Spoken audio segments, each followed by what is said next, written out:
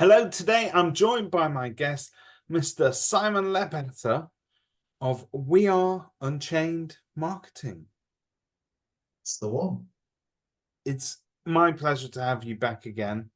We're here today to talk about the fantastic survey that you've done, Voice of an Agent, which I think I've said this before. I think it's the perfect name for a competition, a singing competition for agents. Sit on a chair and spin round. I was like, Um, oh, even got a red chair. I should have been sitting in the ah, red chair we and spun it round. he never misses an opportunity to miss an opportunity. But this voice of an agent survey, if I may say so, we touched on it last week when we briefly met. It's got some real insights there that I think both agents and suppliers, pretty much anyone in the industry, can take away and start to learn something and implement something within their own businesses. Um, Over to you. Give us a little bit of a background of, first of all, where this came from, the concept of it. Yeah, so I came into property, 8 years ago now, which is amazing. I've been in the industry for now for 8 years. But before that, I worked in financial services, mainly in sustainability. And because sustainability was struggling, I decided to do a survey called Voice of the Advisor.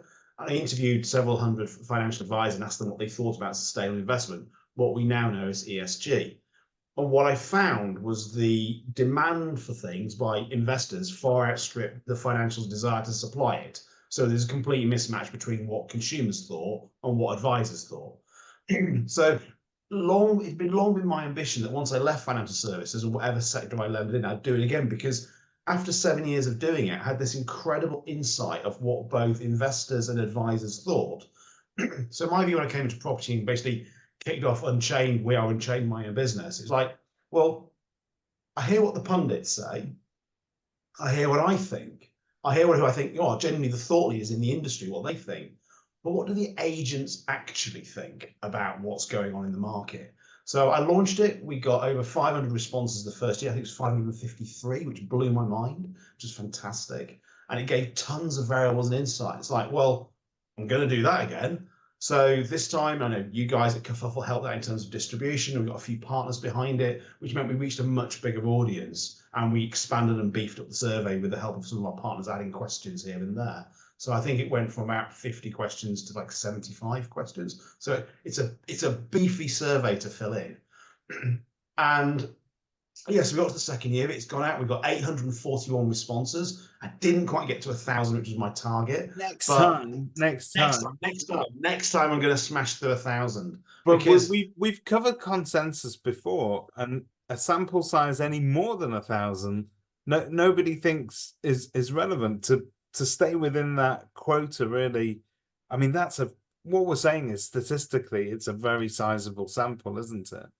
it's really statistically significant in the market research society jargon. So, you can cut the data in several ways. If it's too small, you can only do the absolute numbers. But I've been able to divide up sales and lettings. I've been able to divide up self-employed and not self-employed. I've been able to divide up growth agents and non-growth agents. And I've just kind of kept cutting the data to kind of find out what the dynamics are in the industry. So I now know that I think growth agents are 9% more active on all social media.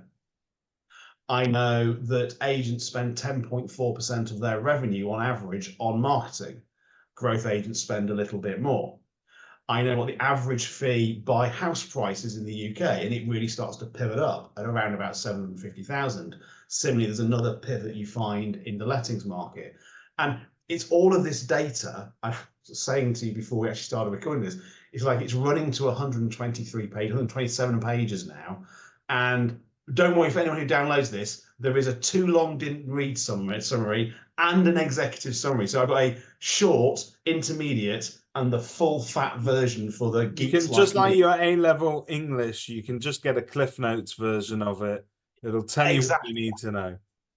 Exactly. And people should dip in and dip out of it. But I mean, the point you made, I think is a good one, is it's valuable to everybody. If you're a supplier, there's data in there about how hard it is estate agents are finding to get talent, what prop tech stack they use and don't use.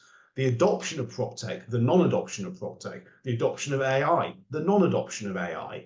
And it's like you can soon see who the leaders are and what they're doing. So my view has always been to imitate the best. So I'm going to go out and find who the best marketer out there is. I'm going to follow them, I'm going to stalk them, get all the information out of them, then pretend it's my own. As Isaac Newton said, if I see further, it's because I stand on the shoulders of giants. Well, this is one hell of a thick report to stand on, and at least make me probably at least 5'8" if I was standing on it. Well, let's talk about. I mean, you've told us about some of the actionable sort of insights that we may take away from it. Talk to us a little bit about the kind of questions that it asked, and then we'll go into that. So it kind of falls into broadly 5 or 6 sections, but I mean, on a headline, it asks about the state of the market. So for sales and lettings, did the market grow or decline last year for you? And I don't do it in absolute numbers. It's the number of vendors that you dealt with. And do you expect them to grow or decrease in the next year? So we can see who are the growth. I mean, last year for sales was tough. This year is really optimistic. Last year for lettings was good last year and is good this year. What do we think is going to happen to house prices or rental prices? So we ask about that. So that's kind of the market. I'm split by sales and lettings. Then we get into marketing, which is my bread and butter, is how much do you invest in marketing? What channels do you invest in? What works best for you? And what are your biggest frustrations from marketing? And who does the marketing for you? So that's the marketing bit. Then we move on to prop tech. What prop tech stack do you use? And what do you use for different purposes? What are your biggest frustrations with prop tech? And it's consistent is single sign-on. They just want one login to everything. Yeah. We added AI this year because AI really came alive after we had launched the survey. So it came out in ChatGPT, which is the dominant tool. That came out in November 2022, and we just started the survey by the time it came out. It was probably rolling out. So we couldn't include it in 2023's report, but we got it in this year. And because of the AI, let me just find the number. I think it's a minority. It's like 44% of people have adopted AI, which as I use 4 tools of AI daily, that kind of will surprise me, but there's nothing normal about me. But it's what people are using AI for, mainly word creation, which it's fantastic at, but some image, some automation of processes, bit of social media. So it's being picked up, and you see the growth agents adopting prop tech, adopting marketing, adopting AI, and the ones who aren't growing aren't adopting prop tech, aren't adopting marketing, aren't adopting AI. So there are the trends. But yeah, basically what all the data ever says, and it's almost like, what, you've got a 127-page report to tell me that. It's like, yes, but at least have the data to back it up. But that's the point. A lot of people, and in our industry particularly, we work on certain assumptions, and sometimes until somebody empirically sort of proves it to us, we won't accept it. We may work on a gut feeling, but we ignore it and we push it down. But those stats and a consensus of opinion as well, but also being able to correlate it to, I mean, you made a really great point before. You talked about growth agents. If you were to ask any agent whether they want to grow, they should be saying yes. So therefore, this gives them the perfect marketing formula of what they have to do, because as you said, you take inspiration from others and you replicate that. It's not exactly. rocket science, but sometimes you need somebody to show the way. And there's no shame in imitating people who are successful. If you run a business, you want to be successful. So go and look at what the successful do. And, I was speaking to a great friend of mine who runs a very successful company in a completely different sector the other day. And he asked me if something I'd sent him had been done on AI. And I said, what I've learned since AI came out is how many biases. I teach about confirmation bias on my 30 years of marketing course. Everything we know is actually wrong. And I advise him, one thing I do when I get something and I have an initial reaction to it, I'll take it, I'll bung it into ChatGPT and say, what does this say? Because the way I've interpreted it is based on all my biases, all my prejudices, all my experiences. I'm not talking about, general email stuff, but quite a weighty kind of argument. I thought, you know what? I will have read into this what I want to read into this. What I say about the voice of the agent is whatever you think is right, you may go, I use this channel because it's the most effective channel. What other channels do you use? None. So how do you know that's the most effective channel if you're not using any others? So what Voice of the Agent says is this takes a large span of views, and the most successful are using these few channels. Which ones are you missing? Because copy them, go and use those channels, because if they're saying they're getting success, you could be even more successful by adding an additional channel to your marketing mix. So that's all it's about. Is I want our industry to be the best it could possibly be. I could do this, hold it behind a paywall and not give it to anyone. But I know.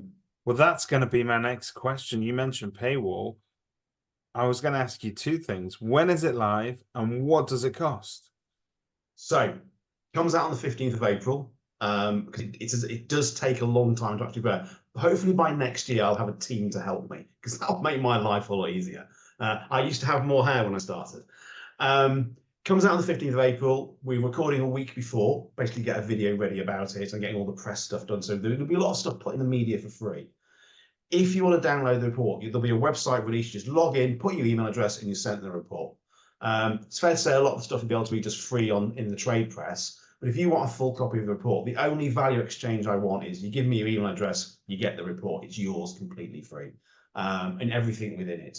And use it at will. Use it in anger, put it on a shelf, use it at a doorstop. Whatever you want to do with it, it's up to you what you do with it. But it's completely gratis, totally free. And people who want to do something with it but need that little bit of expert guidance can obviously sit down with you. Yeah, well, the two uses of it, and that's the point. The two uses of it are use it as it is. So that's the basic one. The two possible alternative uses are: is there a specific data cut that you'd like me to do? Because I've got all these variables. I could spend the next year processing, correlating, regressing, cutting, all that kind of stuff. And we've actually included a section because David Linley of By Design asked me a very specific question last year about the report. So I went and did the analysis, and we both went, light bulb. So as a result of that, we've included that question, that analysis in this year's report anyway. So he doesn't need to ask again. But someone else out there might go, I'm really curious about, you've asked those two questions. Could you put the two together and tell me what?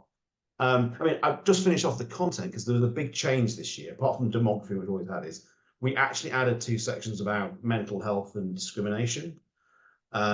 Which part of my work with Agents Together and now as an ambassador of the Property Mark Trust, I thought it was kind of important to find out what the mental state of the nation was. And it's fair to say it's pretty grim. So I'm going to get this right. Let's go. There was just about to be my next question. How grim is it? Because people like you and I that get to talk to a lot of people within the industry, a lot of agents, there is an awful lot of stress. There's a lot of issues. There's a lot of problems. And it doesn't really matter what size of business you operate in. It seems to be there, doesn't it? And you're not alone.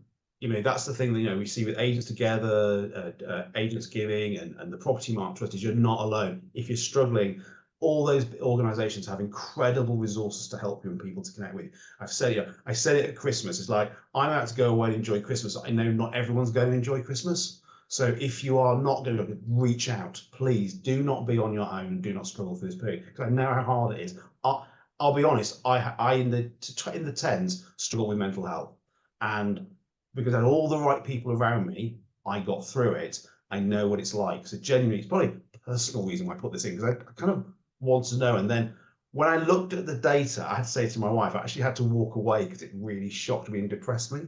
It's like, I didn't really want to. I know that I'll never not know that. But we need to. There's no point not talking about it. There's no point hiding it. We need to know how bad things are so that we can improve it. And as you said, there are some fantastic organizations out there, and we're blessed to have them. Not every industry has it. There isn't a podcast going on right now in the double glazing industry talking about the state of their mental health. We are quite self-aware, I would say, in our industry, and it's not just navel gazing. And it's not just a talking shop. We do want actionable insights that we can improve things with. Yeah, I think I've worked in multiple industries and I've never quite seen the level openness about this, and people who have reached very big roles in the industry are actually being very frank about this. And I think we need more people to it. But here's the raw stats. 42% of people say in the industry they've had challenges related to their mental health in the last 12 months.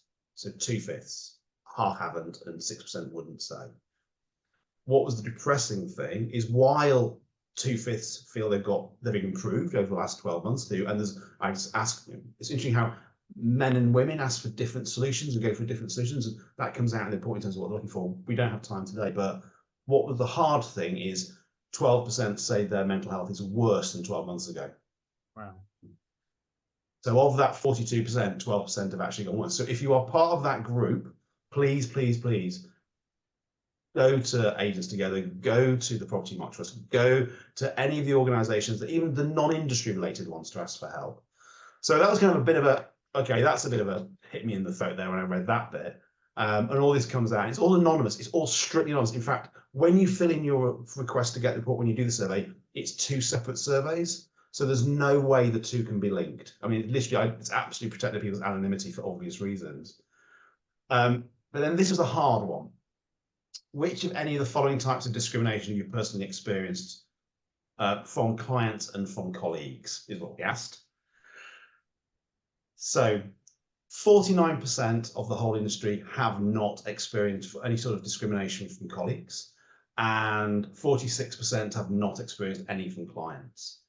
I'm going to do the nots because the R's are divided up by what those discriminations are. And we'll get into this probably in a separate conversation. We'll get into this in detail. Only 15% of women have not experienced any sort of discrimination. And here's the difference, because the average was 49, 68% of men have not experienced any kind of discrimination. So 6 out of 7 women have experienced some sort of discrimination from colleagues based on disability, political affiliation, race, ethnicity, education, physical experience, sexuality, age, and gender. And of course, the bigger one was gender. Yeah. For men, the biggest one was sexuality. Oh, really? Well, yeah, okay, that also makes sense, doesn't it? Yeah. And then from clients, it's not prettier. Only 12% of women have not experienced some sort of discrimination from clients, and 65% of men. The biggest one is based on their gender. We can do better. That's what we can do. do so much better. I mean, we can do so much better, and it's suddenly got very serious. But I think that was the point of voice. What is a voice of the agent, unless we ask about the hard stuff too? I think it's an excellent piece of work, and I'm a big fan, but it's important. I'm a big fan of having the conversations that are difficult, and we need to start by asking questions and getting those answers in. And it's a bit like the mental health story.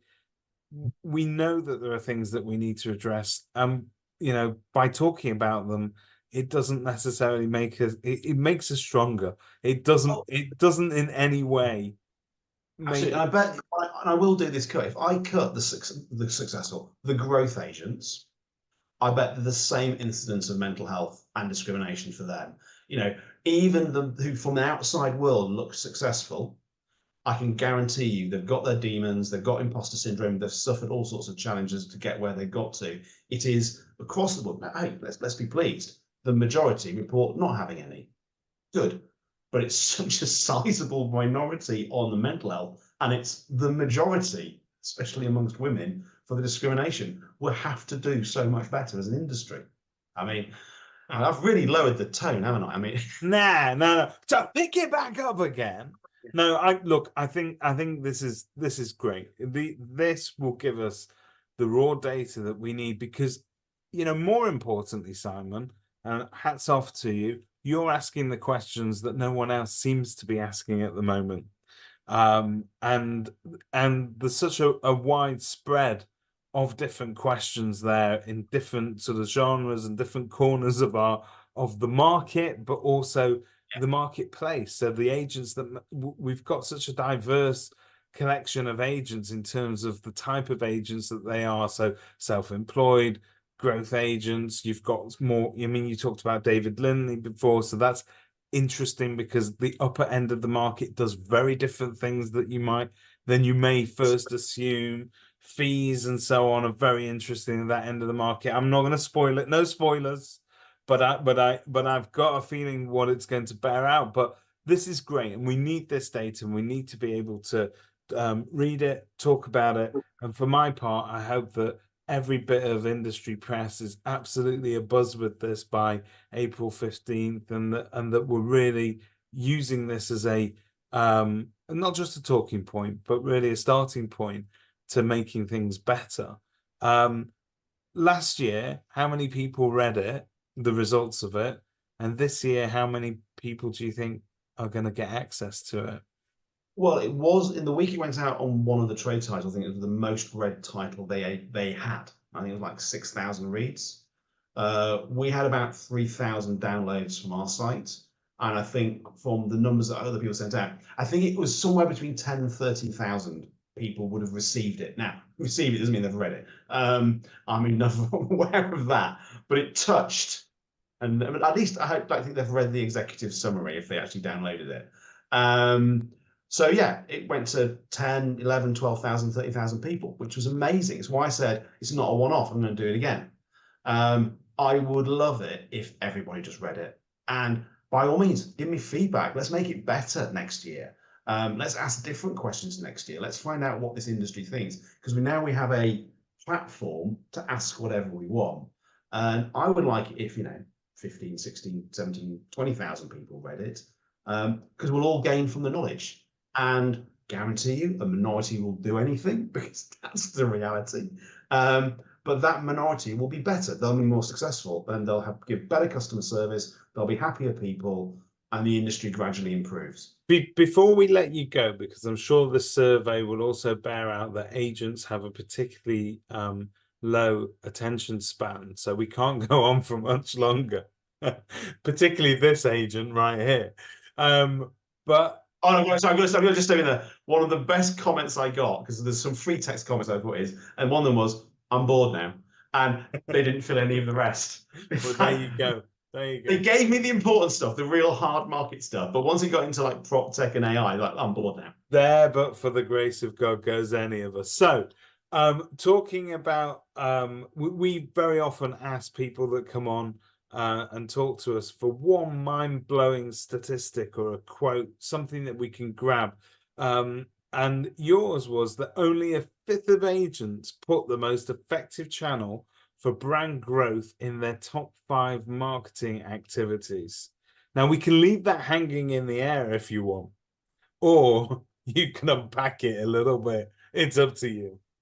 Oh, okay. Well, hang on. What would you like me to do? Would you like me to tell the answer? Or would you like the answer hanging there in the ether? Should we break the fourth wall? Tune in to find out on April the 15th.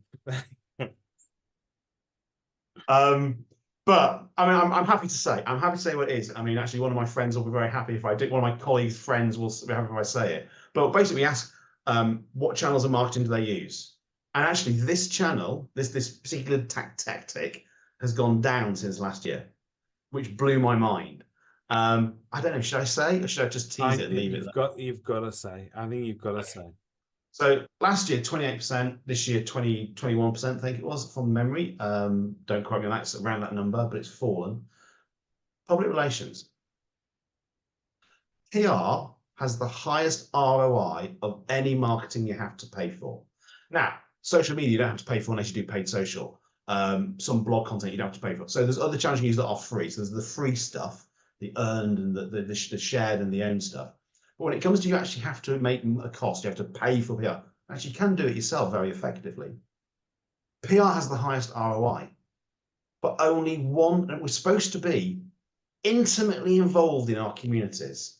We're supposed to have our voice out there, that we are the voice of property in where I am, Boxmoor, wherever you are, the voice of wherever you are. I am the voice of property here, and we don't use PR. Wow, and it's just I can almost guess now who your colleague is that will be very excited. So as one of 3 people, for the viewers at home, we're going to play a game. Is it Chris Watkin? Could it be Russell Quirk? Or number 3, is it Jerry Lyons? Answer on a pod. I should say friends, plural, in fact, actually. Yeah, I mean, it just when I got it, I thought, how can it go down? That's insane. It's So, like, so Simon, just for people watching this, I mean, that is staggering. Is it for, are we saying in effect that we've got bored of creating blog content, for instance, that is in effect our local PR? Should we be sending stuff into our local newspapers saying this is what we've done, this is what we're covering? What's your take on it? so there's a big difference between what we believe is the right thing to do and what consume. One of the things that really comes out in the report is the difference between consumers and the industry. So we love social media because it's free. Now, we love putting stuff on social for those that do it. It's number one amongst all agents and growth agents. Growth agents are just 1% more active on social media, but they're 9% across all channels. That was the number that the 9% came from. It's like I know one really good, brilliant. He runs a brilliant agency, and I told him very early on: PR, email, social media, and direct mail. They're the 4 you should do. I mean, they are the 4 horsemen of the marketing apocalypse of doing marketing in this industry to get the right people. Those 4 things: PR, email, social media, and direct mail. Word of mouth looks after itself, and obviously canvassing all those things which are part of the industry. But from a pure marketing perspective, those 4 things. Have you an email? No, I haven't got around to it. It's like, why not? It's a bit boring. What am I going to say? Okay. Let's go back to first principles. Is every single month there is the house price index, there's the land registry, there's market data, there's interest rate changes, and all that data is national. Make it locally relevant.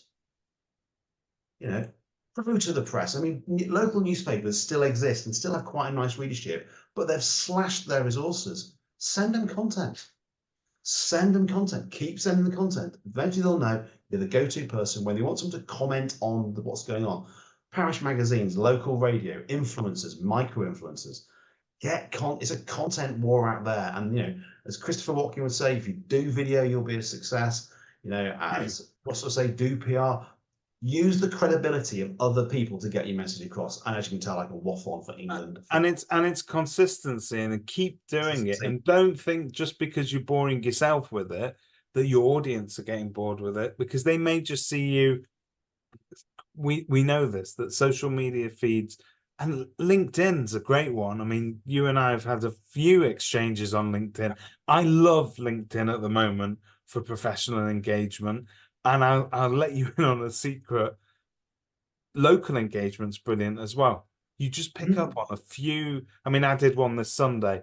Just happened to be a local shop, but people pick up on these things. I saw it. It was brilliant. Saw it. I like it. But people like local content. They love it, and they love it. And don't let people tell you that LinkedIn has to be absolute. It's sacrosanct. You can't put anything on there that's marketing related.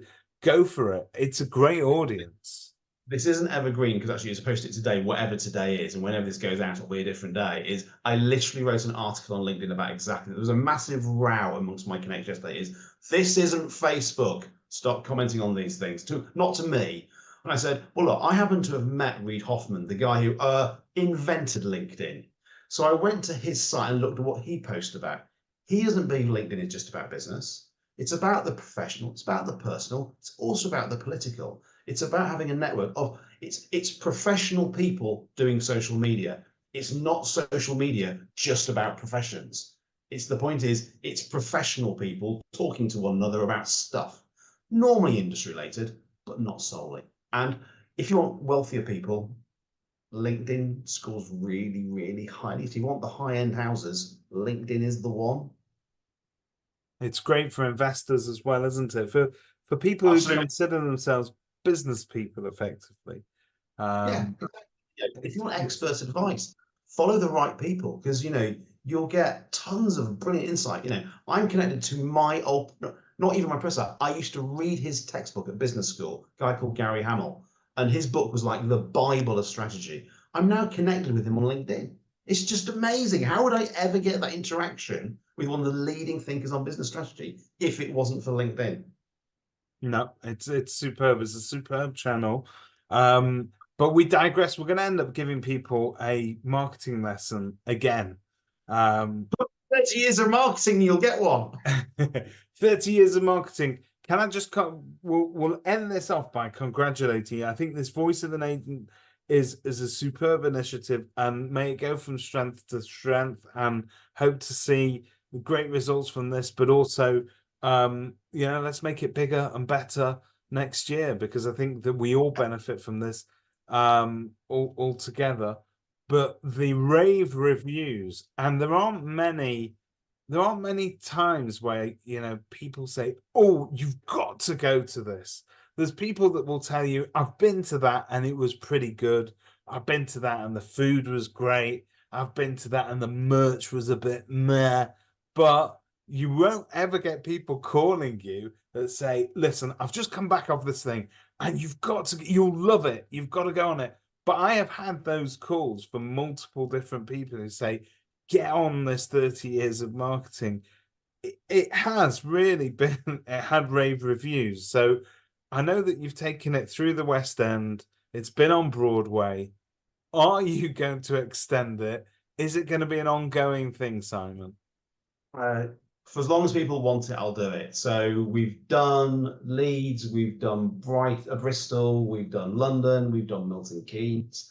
We did Hertfordshire, which is near where I live. So that was where we tested it the first 2 times. But we're coming to London in April, then Lincoln, then Manchester, then Portsmouth, then Newcastle, then Exeter. And while I'm getting towards the end of this year, I'll reach out and go, where would people like it to come next? Because for me, the presentation is done. I just improve it each time based on the latest data. But to me, it's just a really nice day meeting the industry.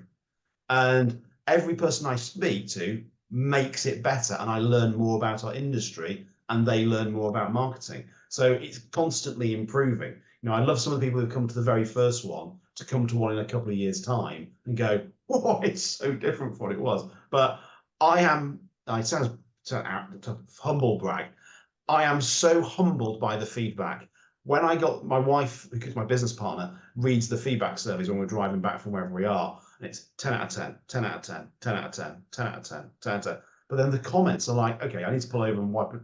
It's like, how have I managed to create this thing? It's like my child is loved. You know what? So I obviously compared it to a production or a play, but it is unique. It's unique because there isn't anybody offering up that volume of insight in one place, but also in a relatable manner from what I can hear. So it's absolutely superb. Get on it. If you're not already on it, get on it. Early bird tickets are there. Early bird tickets are there. It's basically the equivalent cost of 1 high street coffee a week. That's the equivalent price to you at the early bird price. If you bought yourself a high street coffee a week for a year and put that away and said, didn't have 1 coffee a week, you can pay for this course and you'll learn everything you would learn with 30 years of marketing experience, a first degree, a second degree, 2 MBAs, a diploma, and a whole other bunch of letters after my name that make me sound like a right whatever. But the point is, it's all literally in one day. Simon's paid for all those letters. You don't have to. You don't have to. Exactly. You go and get it. I've read all these books. You can't see them, it's blurred. I've read all these books, all about marketing. So you don't have to. It's brilliant, and the whole thing is brilliant, and really excited to see what comes next. Thank you for everything that you're doing for our industry at every level. It's a really, you said we went on a bit of a downer before, but here's the upkick. It's an exciting time because we've never had these tools available. We've never had these channels available. We've never had these insights available to allow us to actually move on productively. So I'm feeling good about it. Never been a better time to be in this industry. There's never been a better time to be in this industry. We are on the cusp of quite an exciting, a very exciting period, I think. It's all showing interesting signs for me. Now, I am so glad I joined the industry because 2016, just after the Brexit vote, it was a bit squeaky with what was going on with transactions at the time. It's like, have I made a really bad career mistake? He's a brave man, a brave man. And that was no comment on the merits of Brexit. That would just say it restricted the market for a period because uncertainty does that. A He says Trump. separate webinar on Brexit will be available at some future point. We're not allowed to talk about it at all. No, no. Done. That came up last night, hence the conversation about what we should go on LinkedIn. Simon, thank you very much for your time and thanks for everything you're doing. I look forward to speaking to you soon. Take care, David. Cheers, mate.